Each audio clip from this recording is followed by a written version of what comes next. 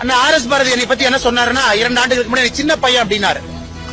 அவர் யாரையோ பெரிய பெரிய தலைவர்கள் எல்லாம் சிறைக்கு அனுப்பிச்சிருக்கேன், அவர் கையில ஜாதக ரேகை பக்காவா இருக்கு அது. இந்த முறை பாத்திரலாம் இந்த சின்ன பையன் திமுகவுக்கும் ஆர்.எஸ். பாரதிக்கும் இந்த கேஸை வச்சு என்ன செய்யறான்னு பாத்திரலாம். இதே சின்ன பையன் ஆர்.எஸ். பாரதி அவருடைய ராசியான கைரேகை என்ன பண்றாருன்னு பாருங்க. ஆனால் இந்த கேஸை பொறுத்த வரைக்கும் நிச்சயமாக இந்த லாஜிக்கல் இதுக்கு எடுத்துட்டு போறோம். ஆர்.எஸ். பாரதி அவர்களையும் திராவிட முன்னேற்ற கழகத்தையும் நாங்கள் விடப்போவது கிடையாது.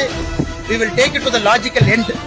ஏன்னா இது பண்ணாதனாலதான் யாரும் எல்லாம் ஒதுங்கி போறதுனாலதான் BA படிச்சவங்க நாயி, யாராச்சும் நீதிபதியா இருந்தா நாங்க போட்ட பிச்சை, லாயரா இருந்தா நாங்க போட்ட பிச்சை, யாருமே அவர் எதுவும் செய்யாதனால பயத்தினால ஒதுங்கி போறனால அந்த பேச்சு ஆணவத்தை தாண்டி கர்வத்தை தாண்டி அட்டூழியத்தை நோக்கி போய் கொண்டிருக்கிறது.